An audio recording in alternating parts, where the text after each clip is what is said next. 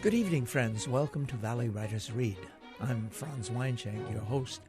Delighted to be with you for another edition of our program. Tonight, one of our most prolific and popular Valley writers, Fresno's own Larry Hill, has written a story for us about a couple's changing relationship. He's entitled his story, The Night We Read Carver.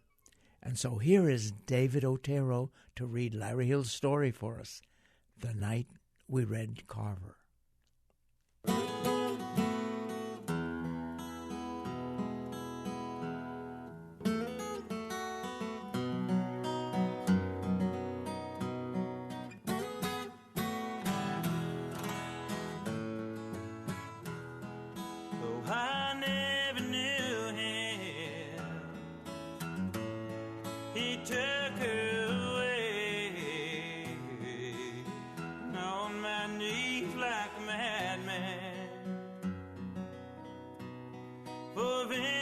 I pray for the pain and the anger destroyed my weak mind. Oh, she wore red dresses and left the wounded behind. The Night We Read Carver. The last thing Nick Fillmore had pictured when he jumped at the chance to be a speaker at the El Cindo Writers' Conference was being stuck on a Ferris wheel with Hannah Winston, her long black hair partially obscuring his view of the raging Pacific, its phosphorescent caps blinking in the slanting rain. "Oh, Nick," she cried out, "loosen up." The Ferris wheel had halted at the top of its apex, all of its lights aglow and garish in the moonless sky. For a moment, he felt as if the entire world had become a stop frame on a spool of film. He grabbed the security bar that spanned their laps and reminded himself that their suspended compartment was kept safe from going haywire by gravity. Still, he looked down and wondered if the series of gears, belts, and pulleys had been properly maintained. "Jesus, Hannah, where's the guy that operates this thing?" Hannah kissed him, her mouth open and wet. "Mannheim?" It was just like her to have caught the guy's name. They'd wandered over here this evening from the small seaside campus after the conference's reception. Not a soul on the grounds of this jerry-built amusement park, but a few carnival types posting a sign advertising their opening tomorrow. Before he could protest her enthusiasm, Hannah had somehow talked this Mannheim guy into testing out the big wheel. "Give a couple of literary gypsies a ride to break it in," was how she'd put it. Fillmore shouted into a wind laced with salty rain. "What was that all about with you in the lean-to?" He'd waited outside the makeshift shelter while she'd boldly strolled in to confront what looked to be a squad of roustabouts, every one of them naked to the waist in this weather, their pale flesh graphitized by tattoos. Hannah observed him with a wicked glee she'd employed the moment they'd left the San Joaquin Valley this morning. "That little spot is their candy shop." The way she said it sounded ominous. Without any specific knowledge, he thought of a place that dealt drugs to kids. "Oh, for Christ's sake," he said. "How do we get off this freaking thing?" He peered at the huge Victorian house, out where the cliffs dropped off to the sea, and could make out the boathouse where the Quigleys, a retired banker and his Dutch wife, had offered the remodeled quarters to the conference's speakers this year. Marvin Quigley, a robust, squared-away figure of a man, had insisted they get together for a drink later tonight.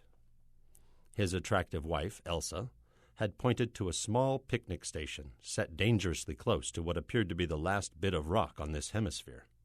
No matter how late, she'd insisted. The seat rocked as Hannah bent forward. "Here comes Mannheim." "Thank God." "Now we're going to drive to Wilson Junction with him." "With whom?" "With Mannheim, silly." He hunched his upper body against a fierce shudder. "Like hell we are." She'd gone too far, making plans with a complete stranger. From the moment they'd hit Highway 101, the idea of bringing her was proving to be a choice he might regret. Hannah's fingers explored the cove between his thighs, causing the compartment to tip seaward. "Oh, come on, Mr. Fillmore," she said, her white teeth flashing like those wave peaks out in the rough ocean. "Don't be a stick in the mud." At check-in this afternoon, he'd informed Madeline Kinney, the conference's perennial registrar, that Hannah Winston was a graduate student from UCLA who'd sat in on his class last year at Sequoia City College. "Her field is zoology," he'd said, pausing to show the skeletal Ms. Kinney a merciful smile. "But she wants to learn how to write fiction."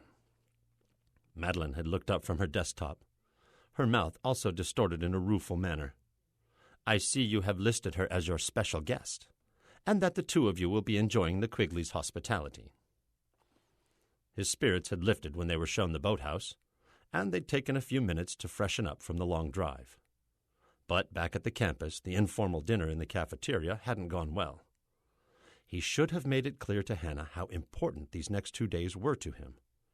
He'd finally, after winning the 2010 Westward Fiction Prize, been invited to moderate a panel tomorrow and read his winning story at the fireside presentation Sunday night. They'd tramped from table to table in the crowded space.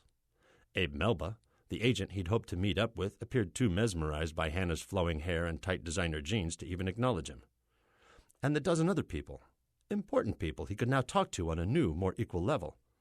They looked at him like he'd brought his daughter or niece, or was in truth using his small bump of fame to ravage a student, or worse, act as her pimp. A book illustrator he'd befriended at this and other conferences had commented on his sweater. "Makes you look years younger, Fillmore," he'd commented. "No nice going on the prize, Nick. No nothing." Same type of snub from Evelyn Glassmeyer, a pretty magazine editor, probably well over 50 now. At this same venue a few years ago, they'd attempted a round of sex, sandwiched between discussions about ex-spouses, kids not fully grown, the hell divorce could rot. "We should catch up," he told her, while retrieving glasses of wine for Hannah and him, not really meaning it this time.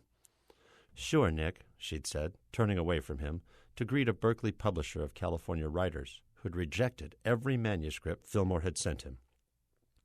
And he should have refused the ride on the big wheel. And now this trip to Wilson Junction? He certainly should have said no to that. Mannheim's vehicle smelled of taco sauce, sweet whiskey, smoldering hemp, wet dogs, and body funk.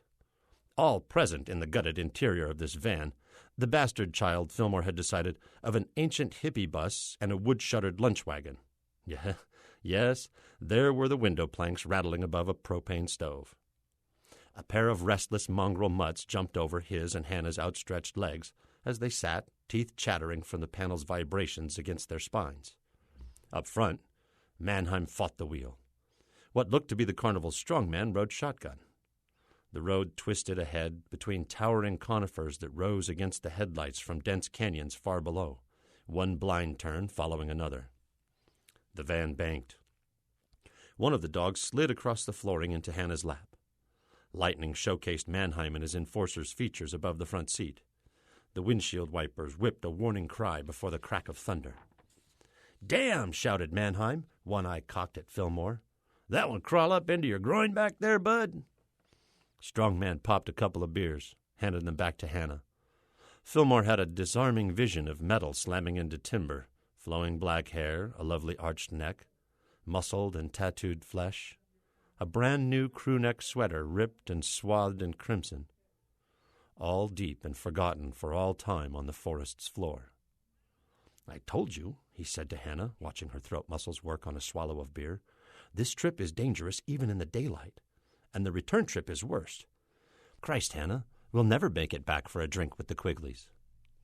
"It's not even 8 o'clock," she said. "Back home, the sun is still out." She handed him the other beer. "Drink up. You're the one who always talks about how a writer must get out of his comfort zone." Both dogs moved over next to him. Drops of their saliva fell on the back of his hand as he poured a dash of beer in what looked to be their water bowl. They chased it with lapping tongues as it slid from side to side. The van's engine revved like an airplane stalling and starting in air drafts and currents before an inevitable tailspin. Up front, Strongman broke out in song. Operatic. Or Roy Orbison. Yes, he'd put on sunglasses and had angled his head up. In the lights of a truck coming at them, only his shaved scalp and crushed nose shone in the van's cab as he sang, "Crying Over You," so high and mighty, Hannah fired up her bic and waved it to and fro. Fillmore drained his beer. The dog with the shaggiest hair jumped between his knees and licked his face. The other two men seemed to relish the pandemonium. Hannah had screamed twice, but when he hurried to wrap his arm around her shoulder, she closed her eyes and began to giggle uncontrollably. After what seemed hours of endless terror, Fillmore felt the van slow and swerve to a bumpy stop. "Here we are, folks," Mannheim said. "Tilly's, dancin' billiards." Fillmore had never felt comfortable in joints like this. A sense of loneliness bore down on him as he reached for Hannah's hand. At first they followed Mannheim and Strongman, the crowd parting a bit, their manner curious. Men in Levi's, belt buckles the size of their fists, faces weathered into stony handsomeness, tipped Western hats and gracefully made room for Hannah, while dead-eyeing the strong man. "What's with you?" their expression read. "We outwork and outdrink your kind every day." Women with fluffed hair smiled as they passed by, their flannel shirts unbuttoned to show cleavage, their jeans packed wider in the ass than the men's. Fillmore yanked Hannah past the long bar to an empty table, its wooden surface varnished uncountable times to seal years of abuse. "Here," he said, "let's sit for a minute." Time to straighten her out, he thought. Get her aboard the program before they strayed too far off course. "What about Mannheim?" she asked. "I'm sure he can do without us for now." He ordered a pitcher of beer from a wandering waitress who smelled of strong soap and talcum. No, the talc odor came from the raised parlor behind them, a pool player shaking baby powder into his palm and running it along his cue. "What's wrong?" Hannah's eyes must have found something in his. "You know that guy?" "No." But there was something about the young shark, something he envied, something past his time, unreachable now. "The kid's pretty slick, though." He watched him strike the cue ball, the sure way his hands kept the stick poised above the green felt as a striped ball dove into a corner pocket. See what I mean? Music he remembered from his youth in Bakersfield snuck down from the tavern's exposed rafters. Hannah leaned forward, her face flared by the neon beer signs. "Knowledge," she said. "What?" "Knowledge of the way he did that."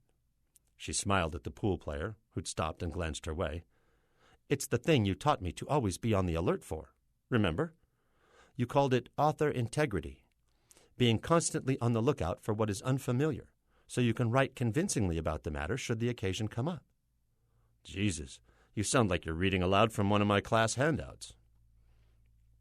They both sat back as the waitress placed a pitcher and 2 mugs between them. She waved away his bill. "The carnival man paid for it." He looked, but couldn't find Mannheim or Strongman among the crowd. "Tell him thanks," Hannah said.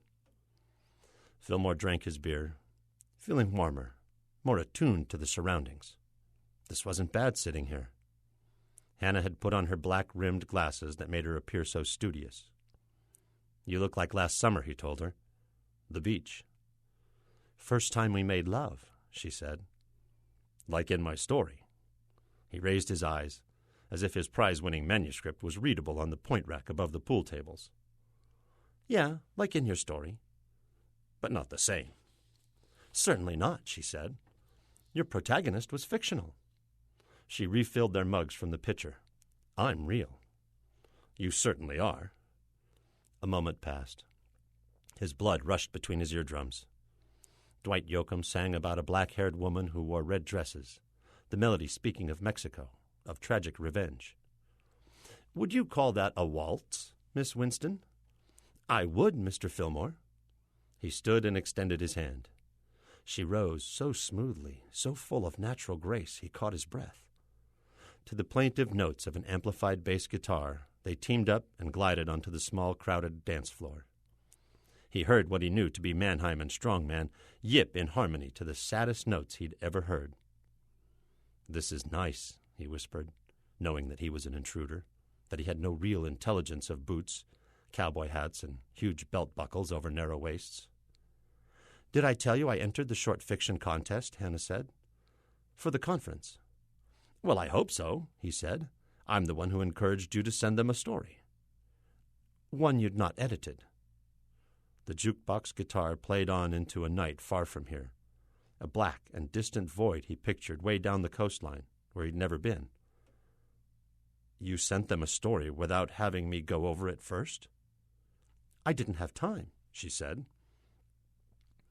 Fillmore had managed to survive the twisting descent from Wilson Junction, sipping whiskey supplied by Mannheim. Hannah had smoked weed and wailed country songs with Strongman until the dogs barked them down. Watching the van chug away on the road leading to the carnival grounds, he turned to Hannah. That was a drug run, he said. More like a drug pickup. I stand corrected. Knowledge. Right. He looked off at the big wheel, its size exaggerated by the way its lights played against the stark night. The rain had stopped. He felt Hannah's warmth as she leaned into him. It's late, he said. We should retire to our bunk in the boathouse.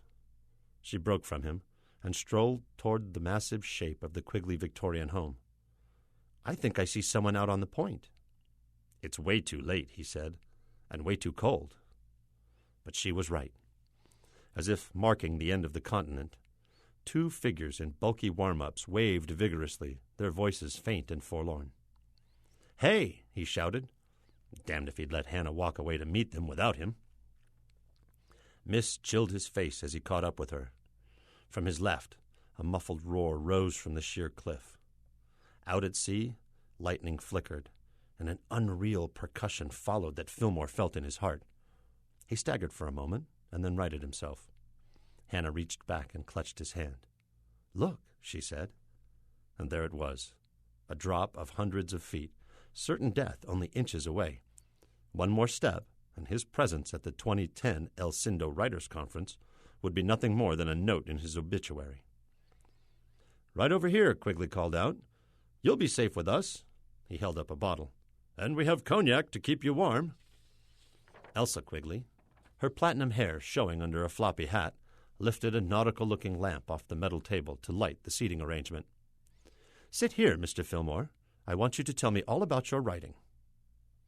His back to the ocean, he noticed that a light had been turned on in the Victorian's lower floor, displaying, through the most seaward pentagon of glass, the muted colors of imported woods and classical fabrics, tones and hues of this theater so different than the roughshod carnival repertory which she'd just escaped.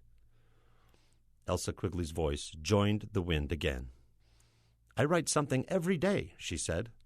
My husband is always asking me why and what I'm writing, and I never know how to answer him. Writing is nostalgia, Fillmore said. If it's about what you've really experienced, it is memoir. If it's about what you think you've experienced, what you've secretly wished you've experienced, it's fiction. He drank the cognac, felt it fire in his blood. He wanted to say more, but nothing came to him. After a silence, Hannah said, You better write that one down, Nick. His mind had wheeled down to a near halt. Marvin Quigley's voice spun in a freezing gust. Something about international banking, in answer to Hannah's probing. Something so strange to him, Elsa Quigley must have caught it, for she had placed a gloved hand upon his as her husband droned on about a world far from his experience. Saturday morning, Fillmore entered the cafeteria, hoping to find something to ease his hangover. His mouth felt so dry he could barely mumble good morning to the young woman standing behind the obviously depleted food line. Frittata, she said, working a yellowish square onto his plate with a spatula. She looked into his eyes, then glanced at his name tag. Ice water, coffee, tea, juice, fruit, and homemade cookies are at the end of the line, Mr. Fillmore. Very few people were in the facility. Strange, he thought. The panels were scheduled for 10:30, an hour away.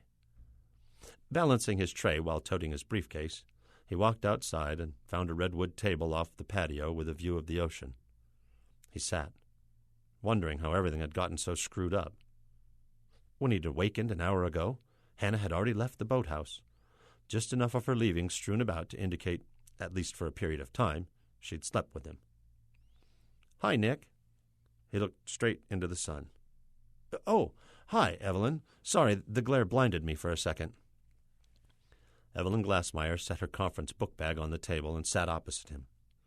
Déjà vu, he thought, as a memory hit him. Evelyn, same rust-colored hair, pale skin, that feeling of unrest she gave off. Christ, the same cardigan sweater. Her smile looked stiff. Almost didn't recognize you out here. Dark shades and cap. He removed them. Hangover and going bald. Good to see you anyway. You too. Congratulations on your prize. I couldn't find the journal anywhere, but I found your story on their website. Thanks. Nothing about reading his story, and damned if he'd ask. Nice going also on being a presenter here this year. She looked off at the sea and then back at him. I see your friend won the conference's fiction prize. What? Your friend? Hannah Winston. Why had he uttered the name like an oath? It's posted on the board, Nick. You didn't know? I knew she'd emailed her entry. He guzzled water, trying to look pleased. You hurry, Evelyn said. She's reading in the library. He silently admonished himself for not checking the schedule of events, posted throughout the small sprawl of single-story buildings. Washing down a bite of cookie with a swallow of water, he began fumbling with the hand grip on his worn leather case. The Night We Read Carver. What? That's the name of her winning story. Christ. Evelyn took his elbow, her grip firm. Come on, I'm sure we can sneak in and find a seat in the back. A short walk took them past the library's windows. He stared straight ahead. From inside, should anyone be looking, he must look like a man blind and disabled the way Evelyn Glassmeyer kept jerking him into a straight path. The double-glass doors were open to the calm morning air, and he realized that the sky had cleared over the brilliant blue Pacific behind him. His body felt like it had been pierced by thousands of deadly darts. Evelyn directed him to a seat, mercifully close to a draft that supplied him with oxygen. He felt her fingers dig into his shoulders as she stood behind him. When he managed to lift his eyes, he saw Hannah, standing not that far away, her manuscript pages stacked in front of her on a lectern, smile in the corner of her eyes, as she adjusted her glasses, both of her lovely hands framing her face. Whew, she said. I thought for a minute there I was going to have to start without Nicholas Fillmore, my fellow gypsy. She smiled directly at him. And mentor, she added. A moment rose and fell. Same as it always did, Fillmore thought, in that hush before readings, when everyone listens for the first notes of a story, and for what voice will rise from beneath the mere words. As aggravated and wounded as he felt, he found himself being swept into Hannah's viewpoint character, into Peter, a teacher who's invited Anne, a student 20 years younger than he, to a beach read over the weekend break. Hell, Peter was him, every bold stroke, every subtle nuance. Yet it wasn't him. Not really. That's not me, he thought, feeling a tear of sweat traverse his backbone. This character is at the same time both truer and more fictional than I am. When it became clear that Anne, the story's antagonist, was as guilty in her motives as Peter, Fillmore heard the laughter, felt the eyes of many in the room land on him. But what a character Hannah had created! A man who posed rather than acted. A dragging pain in the ass was what Anne had called him, who, when he feels he has the advantage, contains a quiet sorcery about him. Still, Hannah had magically preserved her main character's dignity. Enough that at the story's conclusion, everyone within her voice seemed rapt on Peter gaining a piece of what he wanted. They wished even more, Fillmore was sure, that Peter change, move from the ballooned figure of a man to one wiser in his leaner image, a man drained by Anne, but not defeated. During the enthusiastic applause, he felt Evelyn Glassmeyer's cheek brush his as she leaned over his shoulder. "Ever hear so much affection for such a flawed character?" she whispered. Somehow he managed to get out of his chair, stand in line, and finally congratulate Hannah. "Great job," he told her, barely able to squeeze the words through his tight esophagus. Then, without waiting for her reply, he hustled off to the panel presentation, an hour of torture in which the moderator seemed hard-pressed to call on him every chance she could. "There you are." Hannah had crept to his side. joining him in gazing down into the breaking surf. He turned to see her dark hair, the wind sweeping it across the whiteness of her oval face and slender neck. "Careful," he said. "It's not too solid this close to the edge." "What happened to you?" Her hand found his. "I couldn't find you for lunch." "I came back here." He jerked his thumb over his shoulder at the boathouse. "To go over the stories I'm evaluating in about 20 minutes. "Any of them any good?" "Nothing close to yours." "As I read it, at times I thought it sounded mean." Her hand squeezed his.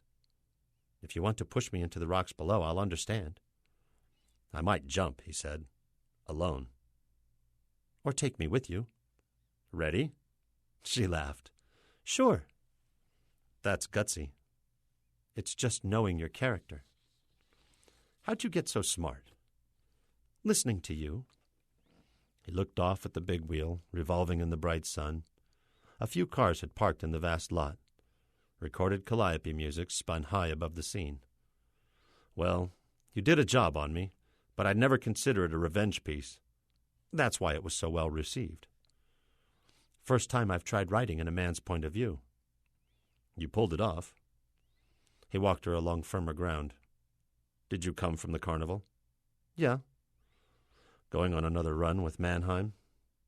She halted and leaned against him, her smell warm and fragrant. "He's asked me to drive north with him." He felt his knees go weak. Pain in one surely an indicator of bone-on-bone arthritis. "Humboldt County." "Yeah, how'd you know?" "Out of your comfort zone." He kissed the part in her hair. "You're leaving me to search for a story." Taking advantage of everything he'd tried so hard to teach her. He offered Evelyn Glassmeyer a ride to the conference's concluding program of wine and confectionaries in the Wellington home.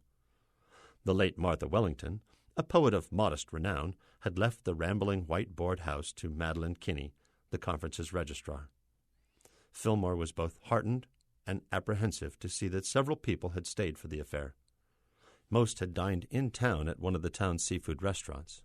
Buoyant now, they came from their vehicles to test the worn stones that led to an oversized screened veranda that faced the forest. 2 electric heaters helped keep everyone warm while they drank, nibbled, and chatted. "Looks like quite a few are here for you," Evelyn said, handing him a glass of wine. "Are you nervous?" He downed the wine with chocolate-covered almonds. "Not too bad." And that was the truth. He'd revised his prize-winning story a bit, believing that a story was a growing thing until its author's death. Besides, who would know or care? And it had taken less than 100 words, slipped in here or there to make it, more honest? Yes, but deleting those little pieces that seemed so special when he'd first written them. That's what had helped the most. Christ, how many times had he warned his students about goosebump prose, how it should be killed during the first edit? The mystery novelist, Rita Ramirez, approached him, white teeth flashing. "Break a leg, Fillmore." Reminded now how Ramirez's eyes had warmly regarded him during the panel, and how she'd interrupted the Berkeley publisher's blather, he said, "I just might do that," feeling at the same time lightheaded and bolstered. Soon he stood in front of what looked to be the same lectern Hannah had used this morning in the college library. Behind him, a fire in the main room's huge rock fireplace warmed the back of his legs. In front of him, rows of faces bobbed and settled like flotsam.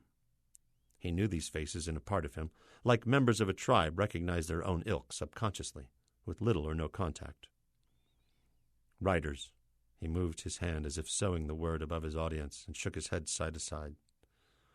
"Who would go through what we do?" A small ambivalent reaction to this question whisks through his audience. Now he begins to read his story, while at the same time, during the same breath actually, think of his own narrative. So sure he is of his protagonist, a young woman he's named Laura, he knows he can convey her story, tell it from the pages in front of him, and at the same time see himself on the edge of a half-mile drop to an ominous sea. Yes, there he is, outlined against the gray sky. He has to pause for a nearly untraceable second or two at this picture of himself in another scene, another story, apart and far from this one he holds in his sure-fingered grip, as he begins to fall.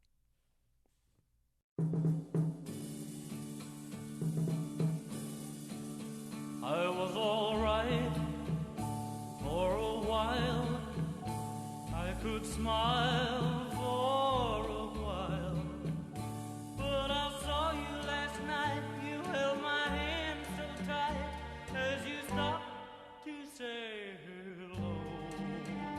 Oh, you wish me well, you couldn't tell that I've been crying over you, crying over you, and you said so long, left me standing all alone, alone and crying, crying, crying, crying. It's hard to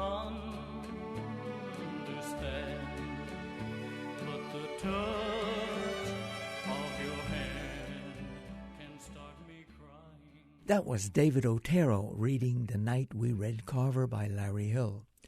From the beginning, we note the relationship between Nick Fillmore and his girlfriend, Hannah. They both came to the El Cindo Writers' Conference, where Fillmore was scheduled to read a story he had written. But in almost every way, Hannah seems to outdo and outshine him. First of all, he wasn't all that thrilled to go with her and a couple of workers from the entertainment park to a roadhouse in Wilson Junction, hardly a place to discuss the fine points of literature. And then the fact that Hannah, whom he had tutored and mentored, had won a prize for her story, which she read, certainly helped to deflate his ego. The conference is being held on the Quigley estate, right next to the Pacific Ocean, where at one point there's a drop-off of several hundred feet right down to the pounding surf. Certain death only inches away, Fillmore thinks to himself as he gets up to read. One more step, and his presence at the conference would be nothing more than a note in his obituary. At which point he starts to read his story. Remember now, he's reading right next to that 200-foot drop-off to the ocean below. And now I'm quoting directly from the very end of the story, quote, "He has to pause for nearly an untraceable second or two at this picture of himself in another scene, another story apart and far from the one he holds in his sure-fingered grip as he begins to fall." And so my question is he really falling down that 200-foot drop? Or is that just maybe happening in his mind? You decide.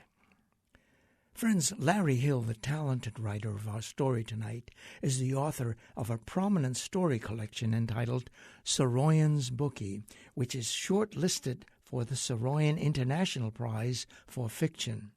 Not only that, but another story from that collection entitled Tranquility was nominated for a Pushcart Award.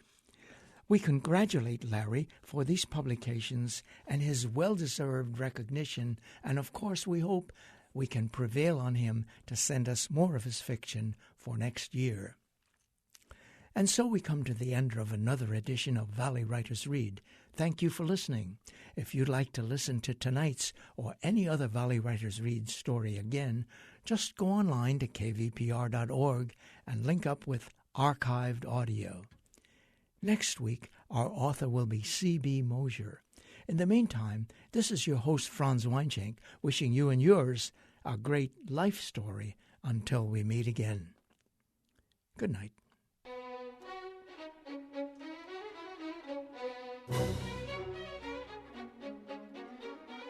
Valley Writers Read is a production of Valley Public Radio produced by Don Weaver and Franz Weinschenk. Please join us again next Wednesday at 7 p.m. for another edition of Valley Writers Read.